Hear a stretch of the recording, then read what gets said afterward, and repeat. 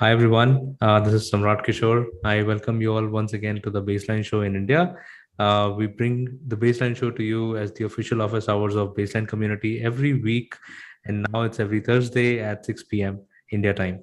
Um, I invite guests, very eminent speakers from various industries to discuss the potential challenges that they face regarding data silos, workflows, and how Baseline can solve some of those problems. Not all, it's not a silver bullet. Okay. The Baseline community is buzzing with a lot of action. We are going to be in Amsterdam. So, our maiden event in Amsterdam is coming up as part of Dev Connect 2022. We have organized an event called Amster Based. It's on 20th of April. The in person attendee list has gone up multifold. Each time I look at it, it's gone up multifold. So, now it stands at about 100. We only have 120 spots. So please make sure that you register if you're interested in being in person. We are also going to be live streaming this event from Amsterdam. I'm going to be there.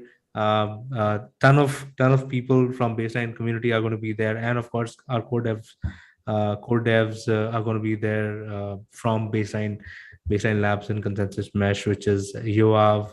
You all know by now that who the core devs are. There's Keith, there's Mark, and of course our very amazing project manager Sonal is going to be there. So that's where Amster based stands. Jack Waring has been very kind to host this event and help us organize this event while he's close to Amsterdam. um, so we have got amazing sponsors, of course, starting with Consensus Mesh and Unibright, and then there is Mover as well as Blocks Move. We are still looking for a couple of more sponsors. So if you're interested in sponsoring this event and getting a speaker slot as well, do ping us. There is a site up. I'm going to be posting a link to that website on this video, and you can check it out. And if it interests you, please sign up. It's happening as part of a larger Dev Connect event, which is organized by Ethereum Foundation, and it's going to be a lot of fun in Amsterdam. So please do join us if you are um, keen on blockchain, especially on the Ethereum side of things. So with that, I would like to now introduce our guest today, Aparna. You're not a new face to the show. Thank you so much for coming up again and sparing your time for the show. So we have Aparna Saraugi with us. She's the uh, head of risk in India for NatWest, and then we also have our special guest Michael Savage today. He's the head of credit policy at NatWest Markets, and he's based in London. So thank you so much, Michael and Aparna, for sparing your time for today's episode of the Baseline Show in India. Um, I would like you to please go ahead, starting with Michael, please go ahead and let our viewers know a little about your background, what you do as your day job, and your interests. And by the way, this is a special one for my viewers. Michael was the first guest whom I contacted, and he said he knows about Baseline Protocol. I was so happy. So that means our effort is reaching somewhere. We are doing a good job in the ecosystem. Truly amazing. Thank you, Michael. Over to you. Thank you. I've heard of Baseline Protocol. I'm not sure I could give you a full account of what it is, but I do follow Ethereum. That's a good beginning.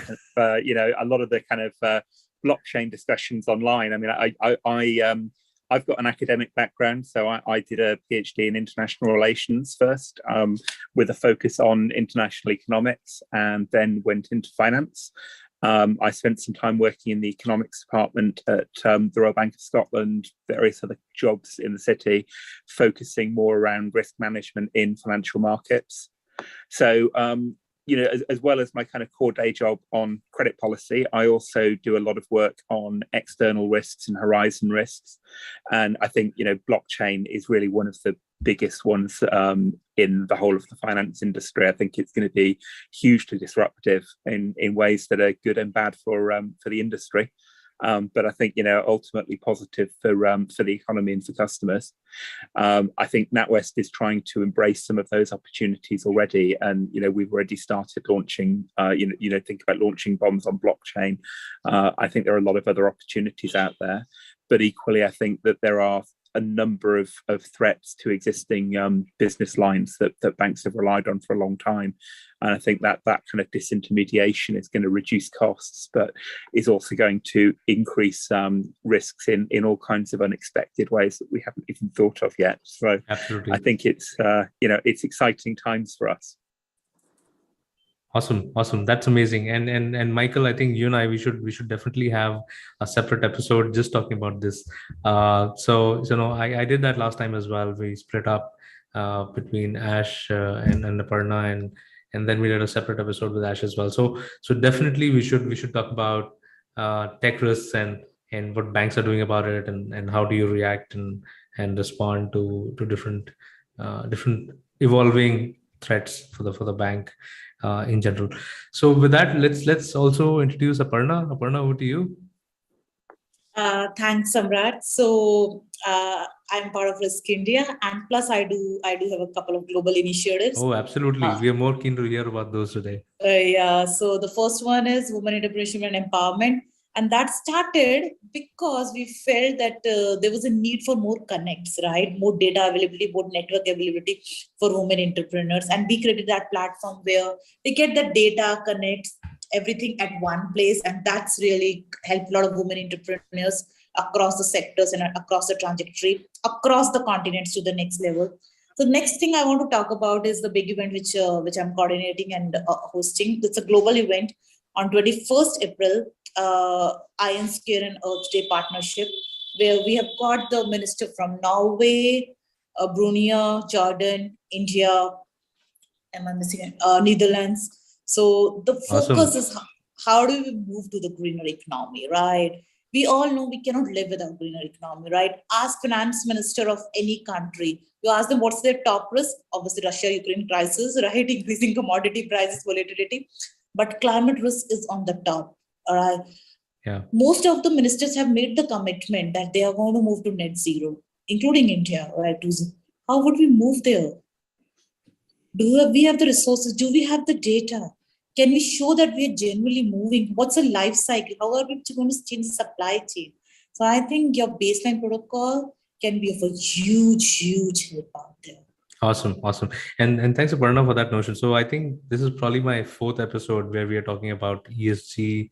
And when we had the COP26, there was Mr. Archit who came up and he sort of gave us a debrief. He was also in London at that time and gave us a debrief of he's from Earthwood. He's a director in Earthwood Consulting, and he gave us a debrief of what's happening in COP26 and how it impacts businesses across the world. We also had panelists. I think there were 3 panelists. We spoke about financing ESG initiatives, venture funding of ESG initiatives as well. So yeah, very interesting times for us while we see all this happening. At least some action or pseudo action is there, and of course then I know there are multiple layers to it and a lot of nuances to understand. So maybe we could use today's episode to understand from both of you start with the definition of ESG. So what happens is this is a technology based focused show, so a lot of techies do join us and they watch us. So let's introduce them to a new industry and tell them what are the opportunities for technology to come and solve problems which exist in the industry and or which may be seen or unseen, right? And then there are also opportunities which may be yet to be explored. So yeah, and Aparna, before we go to the ESG introductions, since you mentioned about your event coming up, why don't you tell a little about that? How can people join that event? Where can they register? Sure. So thanks, Samrat. So this is going to be the global event, absolutely free of cost. So we are going to put it on Eventbrite, and I'm going to share the link with you, Samrat, and sure, you can join it, and then you'll get the registration Zoom link, and then you can be part of that. And we are actually building the community, the global community who wants to move together towards the greener economy, right, and where where there is a minimal scope of greenwashing, right? It's a genuine community which wants to invest in the planet. And it could be a lifestyle change. So I want to make a confession in this group, right? So I used to consume a lot of water, right? I was when I used to. Now I'm changing. I'm making conscious effort to save water, save food, right? Reuse the fashion rather than always throwing and going. And I think these small steps definitely is my investment towards the planet. And once we start counting that, making that more social, people understand how important it is, we can definitely save a lot of carbon footprints. Yeah.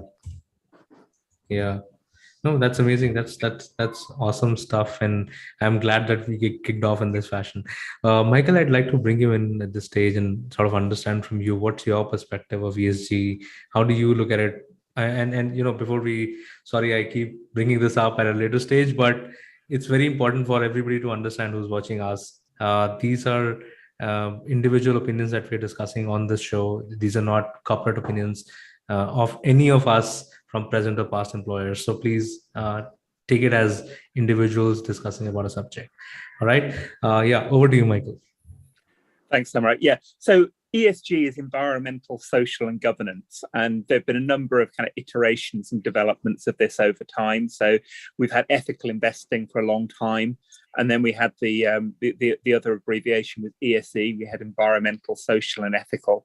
And the currently favoured term is ESG, environmental, social, and governance, which encompasses a whole kind of range of things from carbon neutrality to broader environmental concerns, social concerns, and around corporate governance issues as well. And I think it's being driven from a number of different directions. I think investors, and particularly institutional investors, are increasingly setting their requirements and expectations on the companies that they're willing to invest in. And they're not willing to invest, so they're raising the cost of capital on businesses that can't show that they have the right ESG criteria. Consumers obviously are increasingly concerned about ESG issues.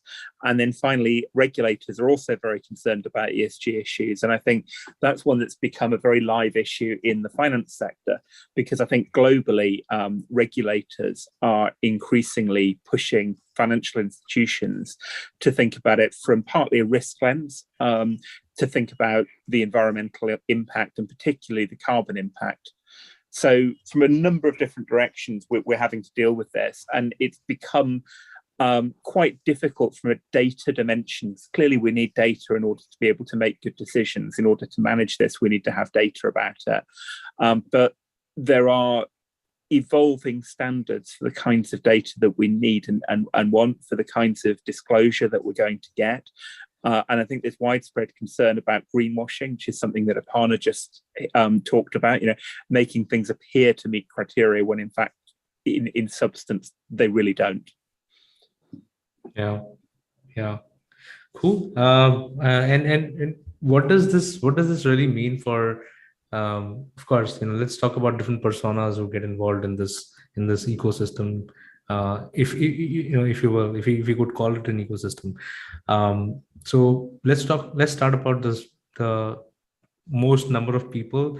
And so what does it mean for individuals? How can they make changes? And especially, since this is a data focused and baseline show, let's also talk about what are the data points that these individuals can generate, or are they involved with? So let's start from there. Well, I think individual behavior is never going to be data driven. When you're talking about millions or billions of consumers making decisions, it's far more likely to be driven by reputational issues, by media coverage, by things that are a lot less rigorous.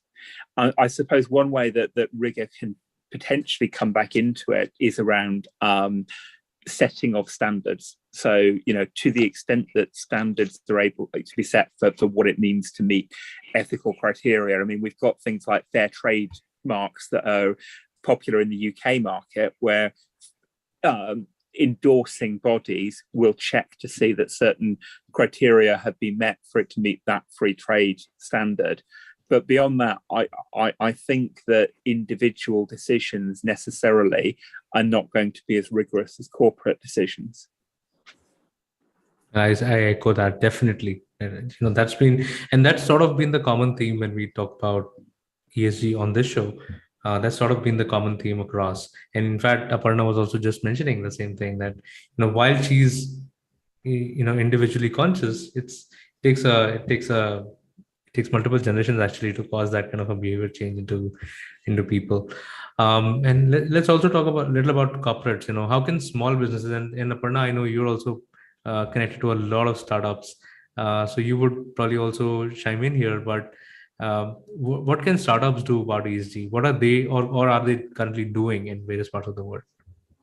Sure. So, Samrat, we are in touch with a lot of startups that are led by women who are doing a fantastic job to protect our environment. So, I'll talk about a few of them. So, one of the ladies, she's working with the donkeys in a small village in Maharashtra. And what she does is she takes the milk from them and prepares organic product, which is highly anti-aging. And she's selling across the globe, and really expensive ones. So, the donkey milk costs about 2,000 to 3,000 per liter. Oh, okay. Yeah. And it has an excellent anti-aging property. And that's how she's developing that. So that's, I call it a sustainable development, because the donkey rears, they are getting that money. Earlier, what they used to do was they used to use donkey for other purpose. Now they know it can be used for the milk. So it has changed the whole village. And this has been covered by United Nations as well. There is another lady which is actually using the data. What she talks about is a sustainable travel. So now the travelers are becoming increasingly conscious that they want to stay, which is more green and genuinely green and sustainable. But how do you find that it is, right? Nobody's going to say that you're not green, right? So what she does is she goes to the places, right, that various accommodation, and actually give them the ranking, right? Looks at whether it's made of mud, cement, if it's made of mud, right? How green actually it is, how many plants and all that. She's developed that rating system.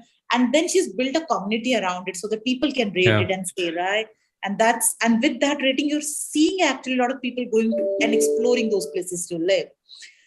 So it has changed completely, right? We used to like the different type of places to stay earlier, but now these are the places we are talking about. Another one is she's making a bamboo products. Now the problem is these products are expensive, right? And actually we did a show with her in a Netflix group, and it's the problem she's facing is it's not easy to sell those products, right? The people who are conscious about it, they're going to buy, but otherwise people would say a normal brush would cost me much lower than the bamboo brush. So what's in for me, right? What's in as a user, right? And would my change in habit would save me? So those things do. And then I think Nordic countries have done a fantastic work. They have started using the data where they talk about these things, that how much is the footprint. So if we can have that, right, how much is the chemical print, how much is the carbon footprint, right?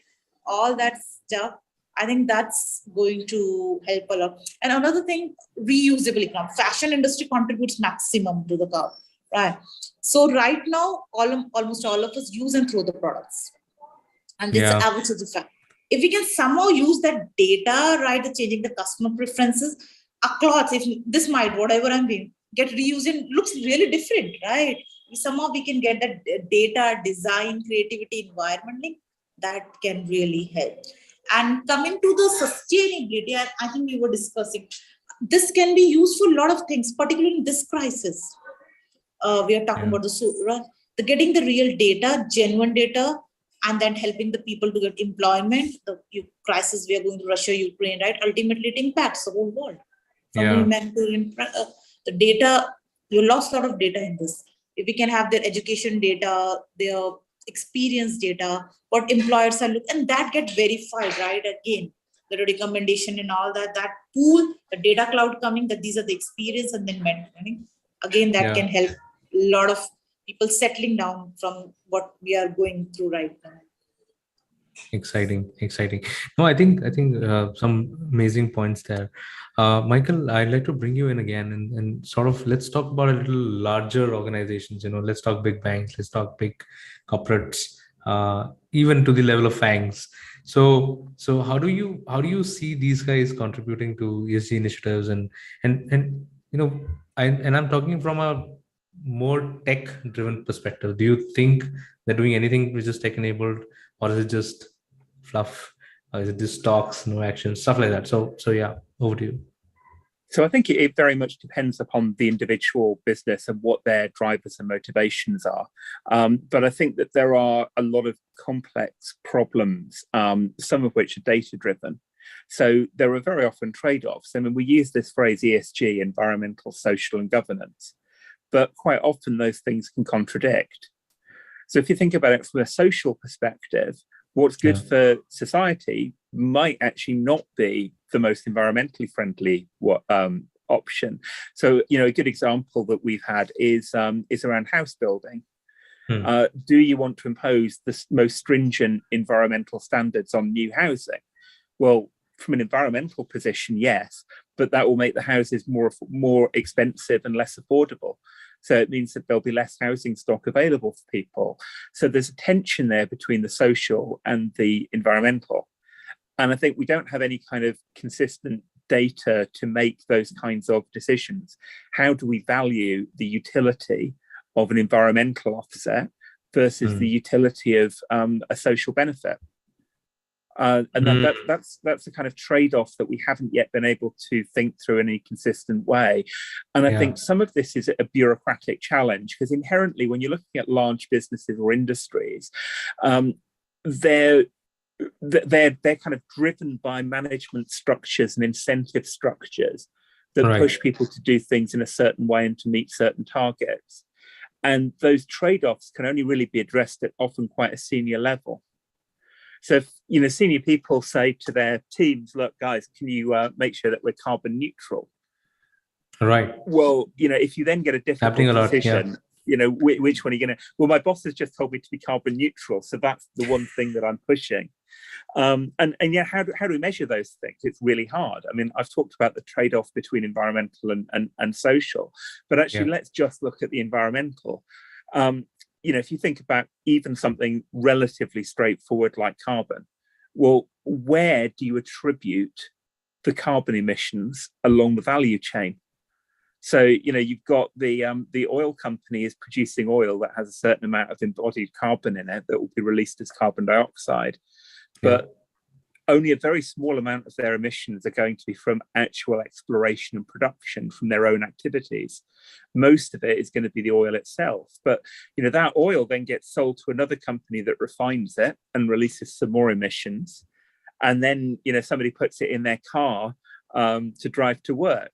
Well, does that mean that it's the individual driving their car? Or does it mean that it's the employer who's telling them that they have to drive 50 miles to get to the office? So, where along the chain? And I think there's inevitably going to be, a degree of double counting along that chain. These things are really difficult to decide, where to attribute it.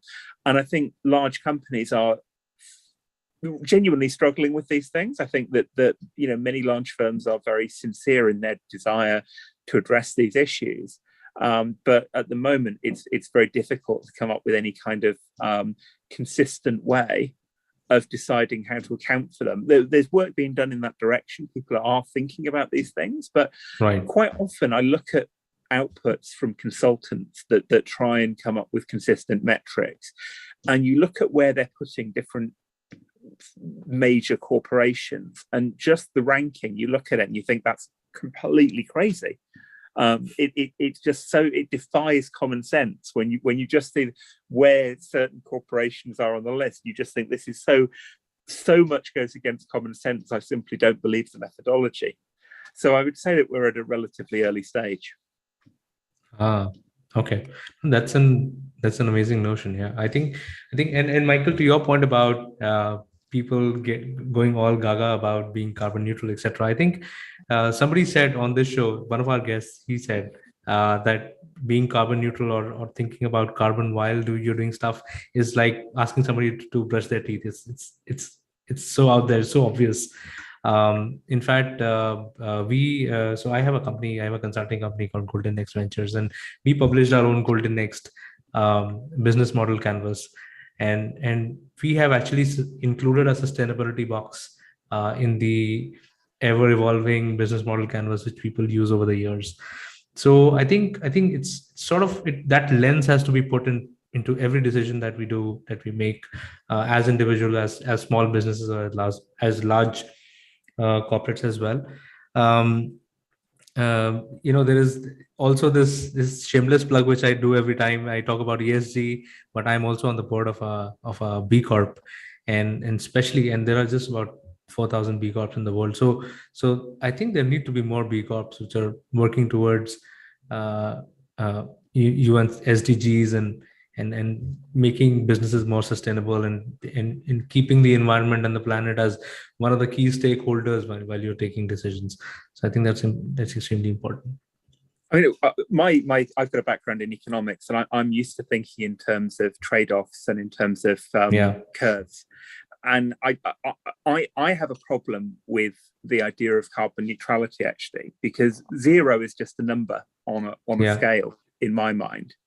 And if the marginal cost of getting from 1 to 0 is huge, well, actually, maybe it's better that one corporation is at 1 and it pays another corporation to get to -1. And, if you think about it across the whole of society, is it right that the unit of account has to be at every individual enterprise level is pushed to get to 0? Or should we be thinking about actually how do we get the entire country to 0? Because the most efficient way of getting the country to 0 might not be pushing every individual corporation to get to 0. And this is where I worry that there's sometimes a bit of a short-circuiting, which is that if you're in government, the cheapest way to promote this agenda is to push it onto corporations, rather than take any kind of direct action that voters might not like. You just tell businesses that they should be responsible for this. And then businesses can all say, oh, yeah, we'll be really responsible. And this is where the kind of greenwashing thing comes in. And actually the end result is we are misallocating resources.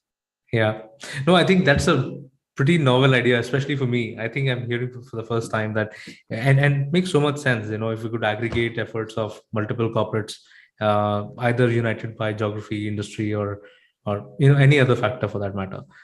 One very nice idea that I heard is that one of the most cost-effective ways of reducing carbon emissions is buy a coal mine and close it.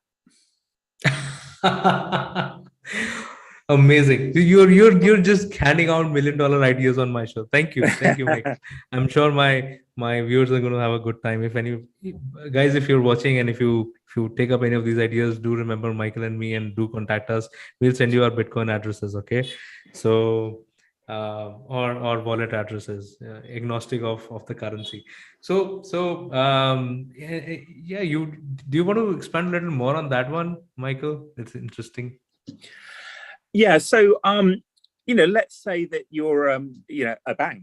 Where does our carbon emission come from? Well, it's mostly relatively small scale things. It's like running our offices.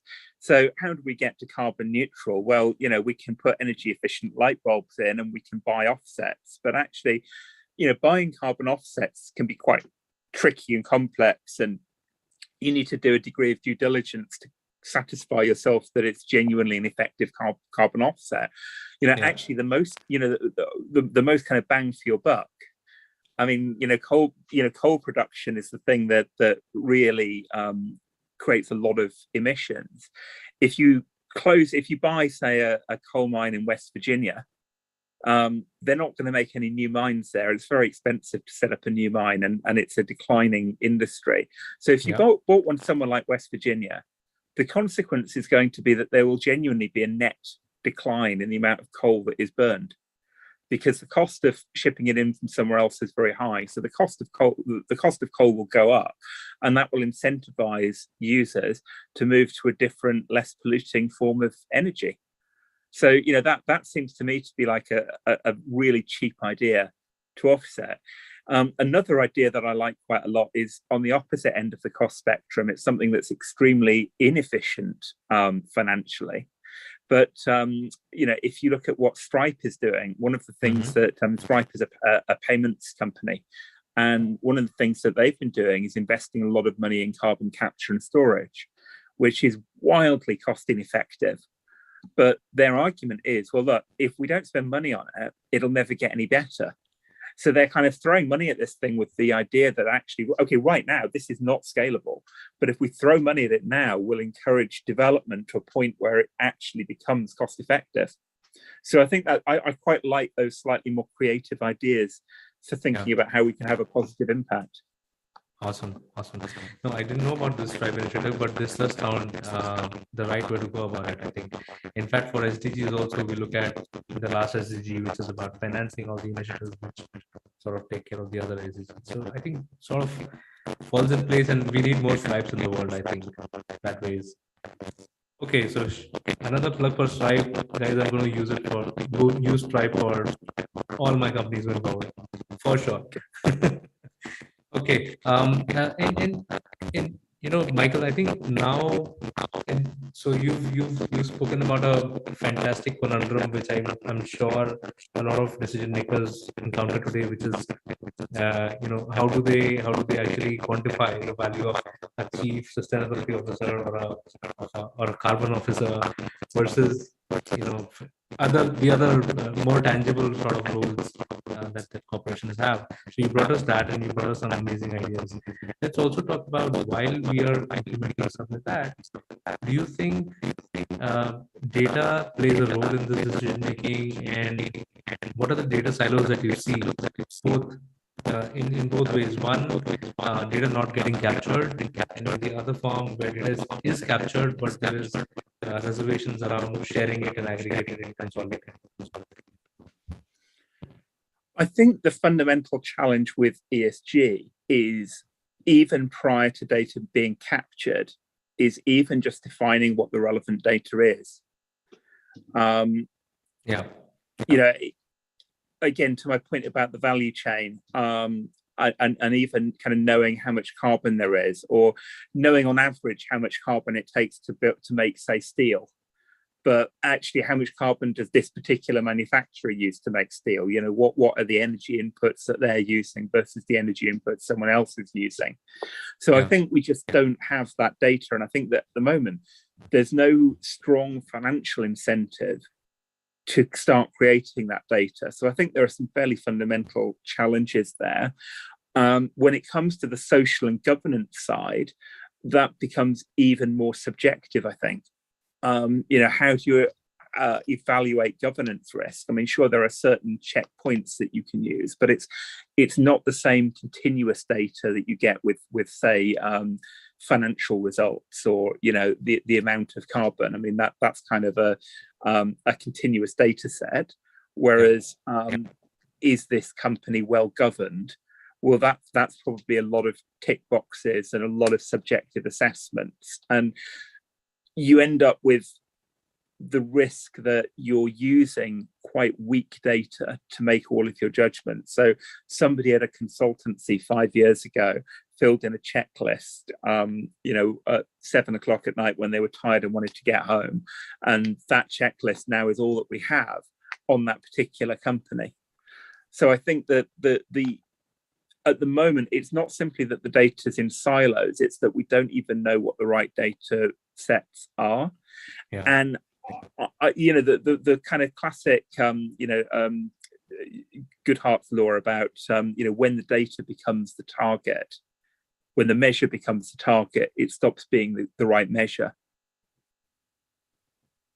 So what happens is, once you set something, you try and collect data to evaluate something. You think, that's quite a good way of evaluating it. So you say, right, your target now is to hit this data target. But actually, if you reorganize your processes around the target, you're no longer actually working towards the thing that you really want to deliver. I mean, there was an example of this in I think there are quite a lot of good examples of this in the healthcare sector, where in the UK, they've really started collecting a lot more data about how well hospitals are performing and how well surgeons are performing. And so they started looking at the survival rates for individual surgeons, which, believe it or not, they'd never tracked before.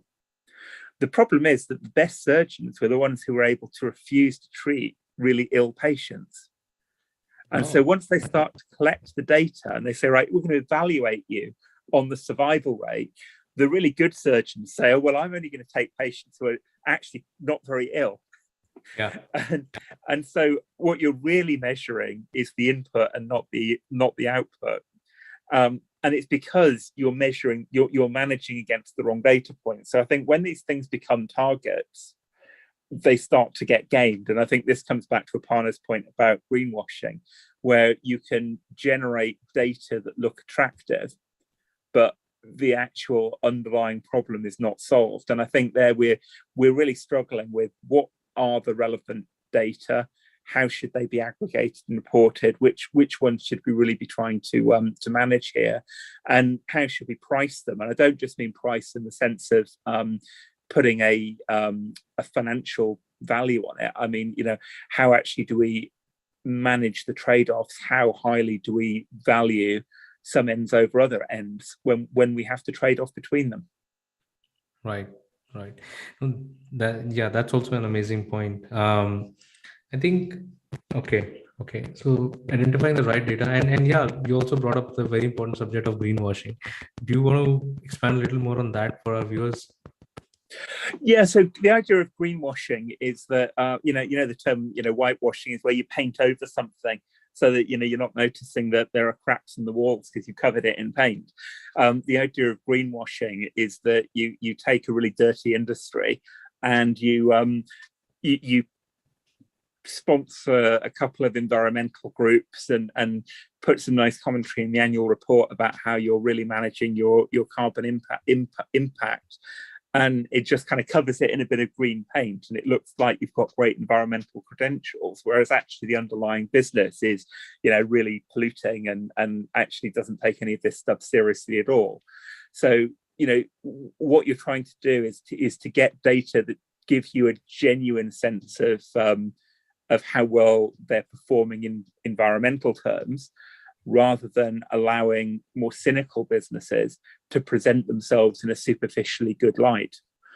I think we're still at the stage now of not fully understanding quite what those data will look like. Yeah. And I think there's a little bit of a do you know the syndrome of looking for the keys under the street light? Have you heard this parable? No, doesn't ring a bell. No, doesn't ring a bell. The idea is that you see a drunk person staggering about under a street light, and you try and help them, and they say, "Oh no, I'm looking for my keys. I've lost my keys." And you look around, there's nothing there, and you say, "Where did you lose them?" And they say, "Oh, I lost them over there in the bushes, but it's dark over there, so I thought I'd look here under the street light instead." Yeah, and it's that kind of thing where, okay, well, the data that we need are these data, but they're really hard to get. So instead of that really difficult data, here's some data that's really available, and we've already got this data. So let's just use that instead, and we'll use that to sort of try and pretend that we're solving the problem over here. Yeah. Oh, so you're moving the target closer to you. I think that's easy. Yeah, easy stuff. In fact, a few days back, I met an engineering team, and I think a lot of our viewers will also relate to this. But I met an engineering team, and they were showing absolutely amazing stuff, to the management. I will not name the company or the management, but that was hilarious stuff. So they were showing amazing stuff in terms of application performance. Website is doing great, app is doing great, everything is okay. But then there's somebody who came up and said, there are so many app crashes. So the app crashes do not form part of the presentation which is being made. And all of the parameters look fantastic because before making the presentation, they changed the thresholds. So they were only looking at the good problems and not the bad problems. Yeah. So yeah, it's human nature. I think it could be ducking the immediate problem, but adding to a larger problem, right, in the long term. I think that's something which a lot of people have been doing. But now you and Miro, you want to come in there, talk a little about greenwashing, what's going on, what do you see? So Samrat, I think I completely agree with what Michael said, and my fear is that the companies who are like loud or who are good in making good presentation, they might claim themselves to be greener than actually they are. And that's the biggest risk which we are running, right? So there are a lot of investors who genuinely want to invest in green ventures, right? I know a lot of funds that have been set up for that, government supported. Almost all the government is supporting the climate initiative. But we need to be cognizant of these things. As Michael was putting, right, there's a dirty thing, they put green. So we have to have some data around it, some way that we can generally make sure what impact it is actually making, so that the funds and effort goes in a really green business, and that can be a role model for others. And it's not easy to be in a green business. It makes all the good sense to be in a green business, but there are a lot of problems you have to go through, right? The example Michael again was giving, right? Sometimes how you balance the whole things.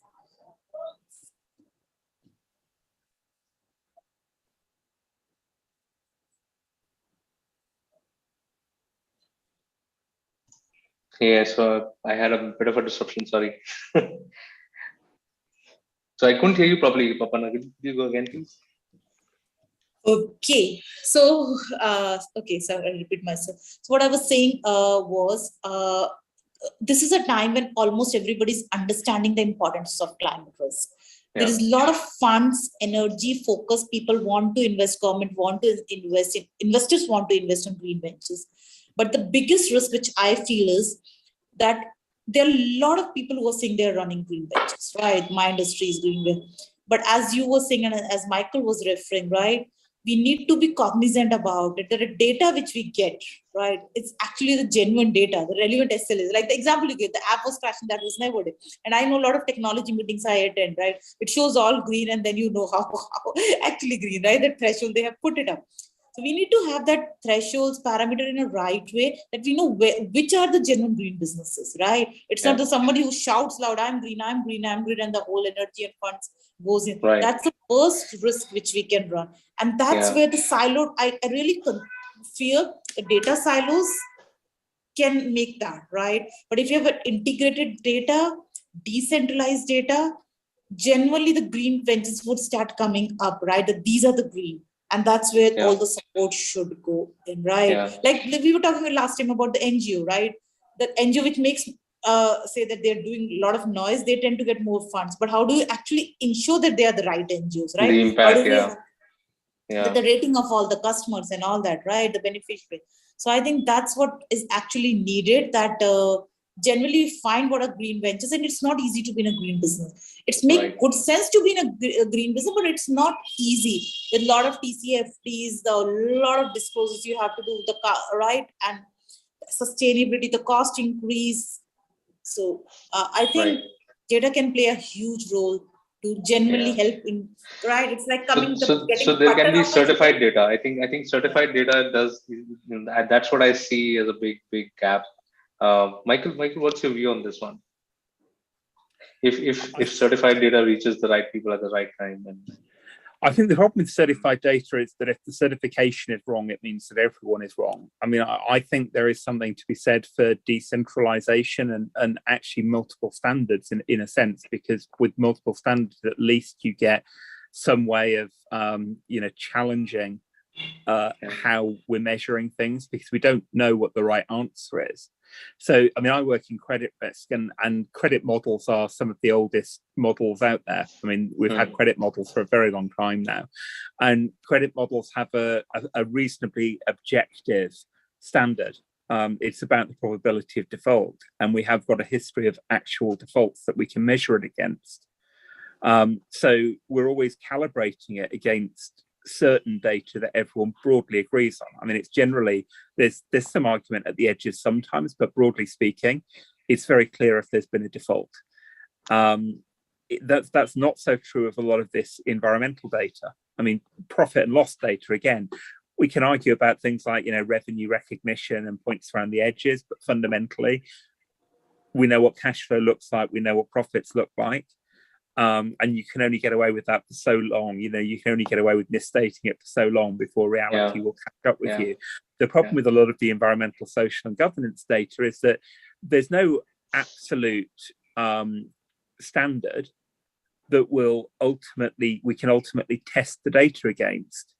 So if we have certified data, that kind of gives you some extra level of comfort that it's been looked over by somebody else. But if that is wrong to start with, then the risk is it's wrong forever, and we're permanently managing to the wrong standard. Yeah. So it's hard. It's a very hard problem. Right. And there are, several pieces to that problem which needs to be solved, in a sort of a messy approach. So baseline, I think that's where baseline could solve problem. We've discussed multiple use cases in the past where you don't have to really manually audit data to make sure that it is right. You can preserve data integrity, and you can also exchange states of information instead of transferring the information over via APIs, etc. So multiple possibilities do exist. And yeah, definitely if there's any company which you know about, or any of our viewers knows about, who wants to explore how they could use baselining, I'm sure there are tons of people now in the community who will rise up to the occasion and help you get started. So do ping me or visit our website, baseline-protocol.org, and get involved. There's a get involved section that has links to all our social media and Slack channel as well. The Slack channel is buzzing with action all the time, all day long, in I don't know how many time zones, 20 plus time zones. So that's where we are. It's sorry, 20 plus countries.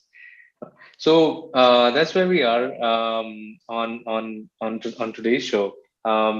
Michael, one parting thought. What do you see?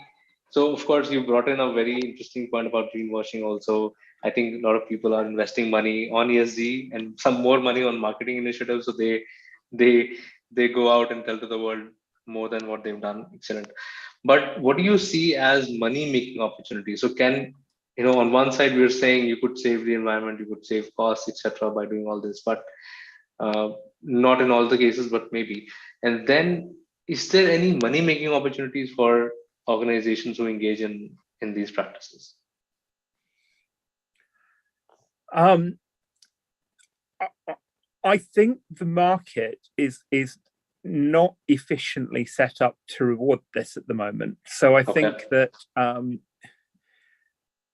most people would answer yes to that question, and they would talk about the opportunities for green consumers and green investors, and companies need to be ahead of the curve because regulation will come down the line. But I think I'd be a little bit more cynical than that, in truth. I think that the difference between a company that is genuinely investing in sustainable pro-environmental policies versus one that is just greenwashing probably won't be that obvious in terms of consumer behavior. Consumers are not going to be very effective at determining which one is which. So I think without some kind of market mechanism like taxation, which I think is unlikely to happen, I think we're very unlikely to get a carbon tax because it's so politically unpopular. Or I guess another mechanism would be prizes. Imagine if there were prizes, material prizes given out to companies for solving problems.